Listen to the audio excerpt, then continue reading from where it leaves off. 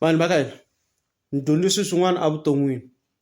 Wa vona loko va i ri na nsati ni kumbe i tekile kumbe i lovorile, ku na swihundla swin'wana a swi fit-i ku i byela nsati wa wena.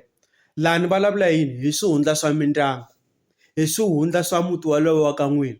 Ma swi tiva ku muti wun'wana na wun'wana ku na legacy yo karhi leyi nga kona kwala mutini. Legacy leyi a yi fanelangi yi tiva hi vanhu va le handle, yi fanele yi tiva hi n'wina vana va kwala mutini, va ngati ya kwala mutini. Loko ku ta munhu wa le handle swo fana na makoti, a ni munhu wa le handle wa ta mi joyina kwalano, na yena a nga fanelangi a swi tiva.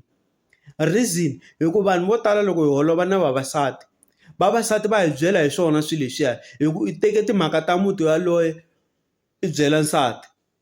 I ku okay ka hina hi phahla yini, ka hina hi endlisa ku yini lembe na lembe, ka hina ku ze swilo swi famba hi endlisa ku yini, or swikhongelo swa hina hi swi khongela kwini le kwihi, or hi phahla kwihi na kwihi. Ivi ku humelela problem-e, n'wana a vabya, n'wana wa nsati wa wena a vabya. Loko a vabya ivi a lova, nsati ta ku byela hi swona sweswo swa ku okay wena ni nga ni dlayela n'wana because ka n'wina mi tirhisa swilo swa so na so, kumbe mi holova mi kandziya na milenge. I ta ku byela hi swona xikarhi ka vanhu, a ku tiyela timhaka ta ka n'wina ta leswi humelelaka swona so. A hi ti dyondziseni ku khipha swihundla swa ka hina, hi tshika ku byela vavasati.